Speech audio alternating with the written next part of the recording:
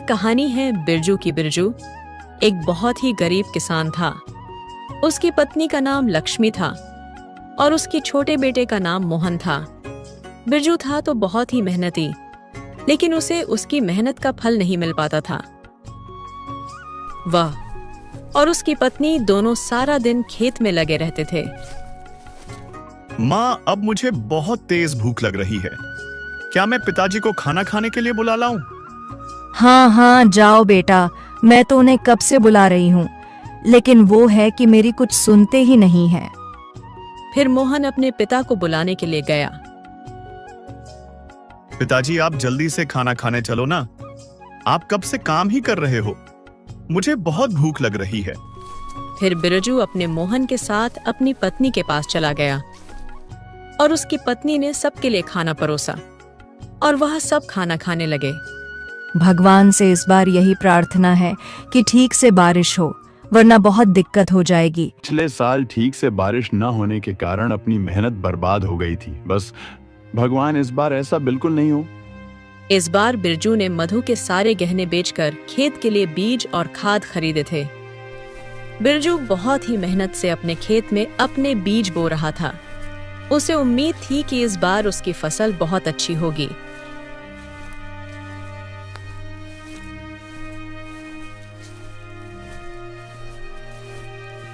कुछ महीनों बाद उसके खेत में फसल उग जाती है, लेकिन पकने से पहले ही बारिश न होने की वजह से उसकी फसल सूख जाती है। यह देखकर बिरजू बहुत दुखी होता है और अपने घर चला जाता है।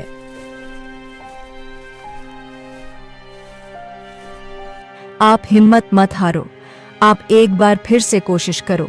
क्या पता इस बार बारिश हो जाए और अपनी फसल अच्छी हो जाए।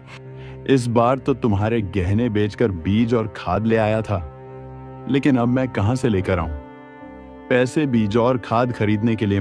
आप अपने गांव के सेठ धनीराम से पैसे उधार ले लो। मेरा उसके पास जाने का बिल्कुल भी मन नहीं है। वो बहुत ही बदमाश आदमी है। एक बार जो उससे पैसे ले लिया तो उसका ब्याज कभी खत्म ही नहीं होता। पता नहीं वह अपना किस हिसाब से हिसाब चलाता है।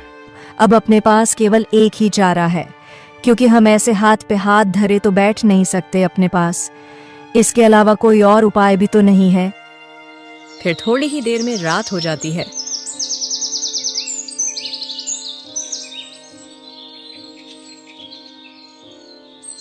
लेकिन बिरजू को नींद नहीं आ रही थी, क्योंकि उसे समझ नहीं आ रहा था कि वह पैसों का इंतजाम कैसे करे। सेठ धनीराम से पैसे तो तुरंत मिल जाएंगे, लेकिन गांव के कई लोग उसके जाल में फंस चुके हैं, और जो भी उसके जाल में फंसा है उसने अपनी पूरा जमीन तक गंवा दी है। मुझे समझ नहीं आ रहा कि मैं क्या करूं, कहां से लेकर आऊं पैसे। अगर पैसों का जुगाड़ नहीं हुआ तो खेती कैसे करूंगा? बिरजू की इस तरह सोचते सोचते ही सुबह हो जाती है। बिरजू बेचारे ने न चाहते हुए भी सेठ धनीराम के यहाँ पैसे लेने के लिए चला जाता है। आओ आओ बिरजू भाई, बताओ कैसे आना हुआ? सेठ जी, मुझे वो कुछ पैसों की जरूरत थी, नए बीज और खाद लाने के लिए। सेठ जी, अरे तो इसमें इतना डरने वाली कौन सी बात है? हम तो बैठे हैं पैसे देने के लिए हैं। हम तो जरूरतमंद लोगों की सेवा ही करते हैं। पता है बिरजू, यह जीना भी क्या जीना है। अगर आप किसी की मदद ना करो तो मैं तो भगवान का शुक्रिया अदा करता हूं। मुझ जैसे इंसान को भगवान ने तुम लोगों की सेवा करने के लिए चुना। बिरजू को धनीराम की बातें सुनकर बहुत गुस्सा आ रहा था, लेकिन वो इस समय चुपचाप खड़ा होकर उसकी बातें सुन रहा था, क्योंकि उसे पता था कि अभी उसकी मदद वही कर सकता है। अरे बिरजू, क्या सोच रहे हो? बताओ तुम्हें कितने पैसे चाहिए? अभी मुझे 15,000 की जरूरत है। अरे तुम चाहे 15,000 लो या 30,000 लो या 50,000 लो, लेकिन तुम्हें पता है ना, ब्याज तो पूरे 25% से कम नहीं लगेगा। बिरजू मजबूर था, इसलिए उसने सेठ से पैसे लिए और वहां से चला गया। चालू आदमी कहीं का 25% ब्याज ले रहा है और ऊपर से बोल रहा है कि समाज सेवा कर रहा हूं। लेकिन दुख तो इसी बात का है कि भगवान भी ऐसे लोगों की ही मदद करते हैं। हम जैसे लोग तो इधर उधर की ठोकरें ही खाते हैं। फिर बिरजू बीज और खाद लेकर अपने घर चला जाता है। फिर अगले दिन सुबह होने पर बिरजू अपने में खेत बीज बो देता है।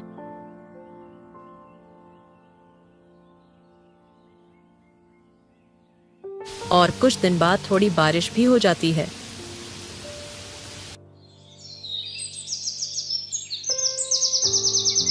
जिससे बिरजू की फसल बहुत अच्छी तैयार हो जाती है। देख रही हो लक्ष्मी, इस बार अपने खेत में कितनी अच्छी फसल हुई है। और इतनी अच्छी फसल होना ही एक किसान की जीत होती है। और ये सब कुछ तुम्हारी वजह से ही हो पाया है। अगर तुम मुझे हौसला नहीं देती तो आज अपने खेत में इतनी अच्छी फसल नहीं हो पाती। और तुमने भी अपने खेत में बहुत मेहनत की है। अब अपने जल्दी ही अच्छे दिन आने वाले। जी, ये तो बस भगवान की ही कृपा है कि इस बार अपनी फसल बहुत अच्छी हुई है। अब हम जल्दी से सेठ धनीराम का कर्ज भी चुका देंगे। ये सब बातें करके दोनों अपने घर चले जाते हैं। फिर उसी दिन रात को बारिश शुरू हो जाती है। पूरी रात बहुत तेज बारिश होती है। सुबह होने पर भी बारिश रुकने का नाम नहीं ले रही थी।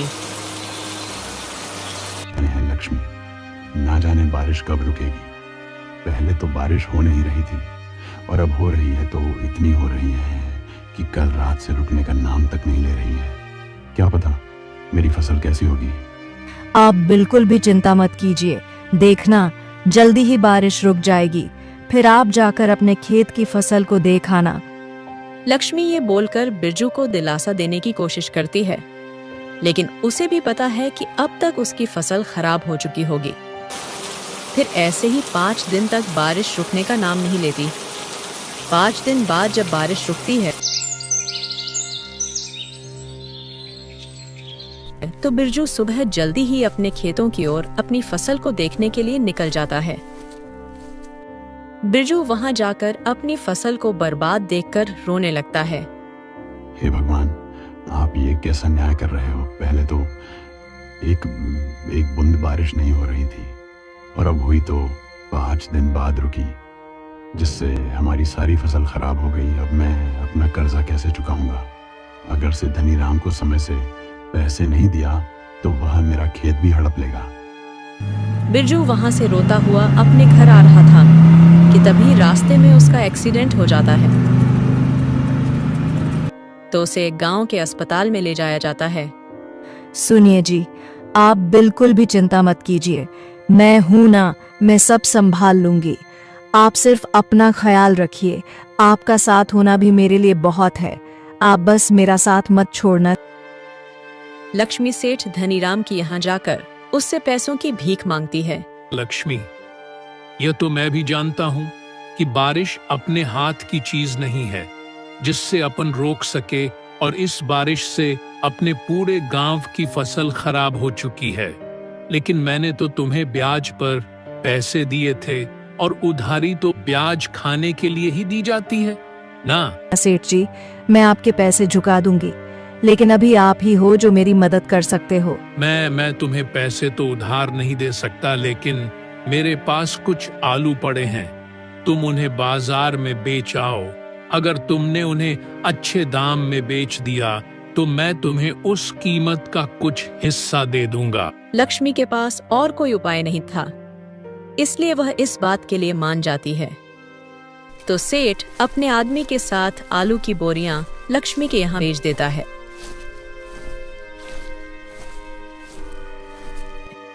लेकिन लक्ष्मी जैसे ही आलू को देखती है तो वो हैरान हो जाती है। ये सारे आलू तो सड़े हुए हैं, ये आलू कौन बाजार में खरीदेगा। अरे लक्ष्मी, तुम इतना भी नहीं समझती हो कि जब बारिश आने से हमारी फसल बर्बाद हुई है तो सेठ धनीराम की फसल कैसे बच सकती है। सेठ बहुत चालू आदमी है, उसके सारे आलू सड़ चुके थे। इसलिए उसने ये सारे आलू तुम्हें दे दिए ताकि वह अपने ऊपर और कर्जा चढ़ा सके। लेकिन कुछ भी हो जाए, मुझे आलू को बाजार में बेचना ही पड़ेगा। लक्ष्मी और बिरजू ये सब बातें कर ही रहे थे कि तभी वहां मोहन आ जाता है और इतने सारे आलू को देखकर कहता है, माँ, अपने घर में आप इतने सारे आलू क्यों लेकर आए हो? क्या इतने सारे आलू से आलू के पराठे बनाओगे? मोहन की ये बातें सुनकर लक्ष्मी तो बहुत खुश हो जाती है। वाह मोहन, तुमने तो मेरी मुसीबत का हल मुझे दे दिया। मैं इन आलू को बाजार में ऐसे नहीं बेच सकती, लेकिन अब इनमें से अच्छे आलू अलग निकालकर उनसे आलू के पराठे बनाकर बाजार में बेच सकती हूँ।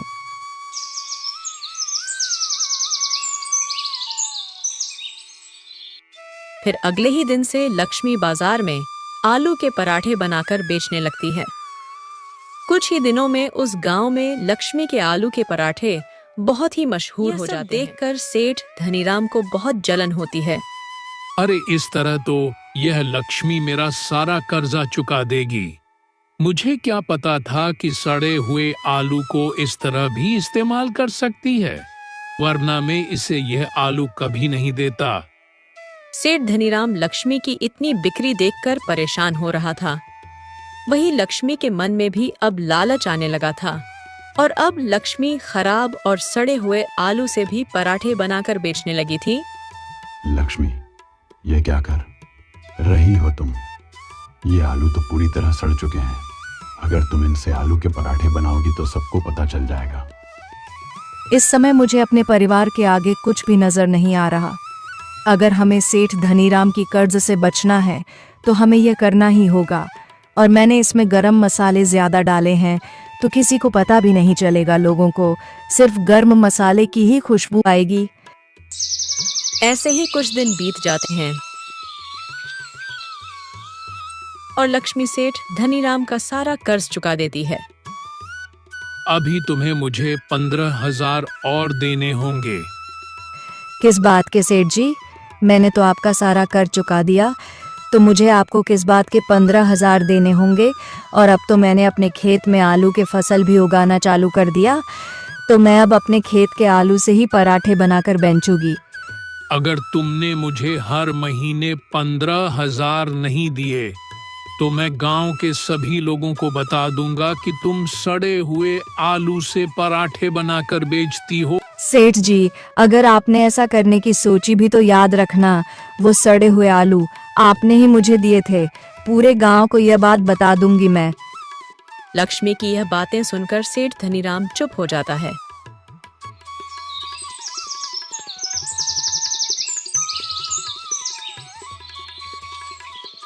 ऐसे ही कुछ दिनों में बिरजू भी बिल्कुल ठीक हो चुका था और उन्होंने अपने खेत में पानी की समस्या से बचने के लिए कुआं भी खुदवा लिया था और अब वो दोनों अपने खेत में आलू के फसल उगाया करते थे। बिरजू आलूओं को बाजार में बेचा करता था और जैसे ही आलू खराब होने लगते तो लक्ष्मी उनसे आलू के पराठे बनाकर बेचा करती थी। कुछ दिनों बाद सेठ धनीराम गांव के कुछ लोगों को बहला फुसलाकर बिरजू के यहाँ लेकर जाता है। गांव वालों, अब तुम सब इस लक्ष्मी के घर की तलाशी लो और देखो कि सड़े हुए आलू से पराठ बनाकर बेचती है। ये बात सुनकर लक्ष्मी घबरा जाती है। अरे अरे, आप लोग ऐसे कैसे मेरे घर की तलाशी ले सकते हैं? ऐसे कैसे तलाशी ना ले? तुम आलू के पराठे बेचकर इतनी तरक्की कर रही हो, जरा हम भी तो देखें तुम किस तरह के आलू इस्तेमाल कर रही हो। तुमने देखते ही देखते अपने खेत में कुआं खुदवा लिया, अपने बच्चे को शहर पढ़ने के लिए भी भेज दिया और तुमने मेरा सारा कर्जा भी चुका दिया। फिर गांव का एक आदमी लक्ष्मी के घर की तलाशी लेता है तो उसे अच्छे आलू ही मिलते हैं। सेठ जी, आपके बेकार में ही गांव की औरत को परेशान कर रहे हो। लक्ष्मी बेचारी तो कितने ताजा और साफ आलू ही इस्तेमाल कर रही हैं। आलू के पराठे बनाने में सेठ जी, आप तो फालतू ही बेचारी को बदनाम कर रहे हो। गांव के आदमी को अपना पक्ष लेते देख गांव वालों, आप सबको तो पता ही है ये सेठ धनीराम कैसा है। यह चाहता था कि मैं इसका कर्ज ना चुका पाऊं और ये मेरी जमीन हड़प ले, लेकिन मैंने ऐसा नहीं होने दिया। मैंने इसका सारा कर्ज चुका दिया, इसलिए यह ऐसा कर रहा है। अरे हम गरीबों को परेशान करना ही तो इन अमीन लोगों का शौक है। चलो भाई लोगों, ये सेठ धनीराम तो हमारा समय खराब कर रहा है। ये कहकर सभी लोग वहां से चले जाते हैं। अरे तुम तो सच में खराब आलू से ही आलू के पराठे बनाती थी ना, तो फिर अपने घर में ताजा आलू कहाँ से आए? मुझे पता था सेठ धनीराम कुछ ना कुछ जरूर ऐसा करेगा, इसलिए मैंने पहले ही सड़े हुए आलू छिपा दिए थे। देखो, अब हमारा बेटा शहर में पढ़ रहा है और सेठ धनीराम का कर्जा भी हमने चुका दिया है और अब हम दोनों अच्छे से कमा भी रहे हैं और हमने अपने खेत में पानी की समस्या से बचने के लिए कुआं भी खुदवा लिया है। इसलिए अब तुम्हें लालच नहीं करना चाहिए। आप बिल्कुल सही कह रहे हो। ये तो मैंने अपने दिमाग से घर के सारे आलू छिपा दिए थे, वरना पूरे गांव में हमारी बदनामी हो जाती और हमें गांव से निकाल दिया जाता, तो हम फिर से रोड पर आ जाते। मैंने जो भी किया अपने परिवार के लिए किया, अपने हालातों की वजह से किया। लेकिन जब अब हालात सुधर चुके हैं तो अब मुझे भी अपनी गलती को सुधार लेना चाहिए। आज के बाद मैं अब हमेशा अच्छे आलू का इस्तेमाल करूंगी और खराब आलू का राज हमारे बीच ही रह जाएगा। उस दिन के बाद से ही लक्ष्मी खराब आलू से पराठे बनाना बंद कर देती है।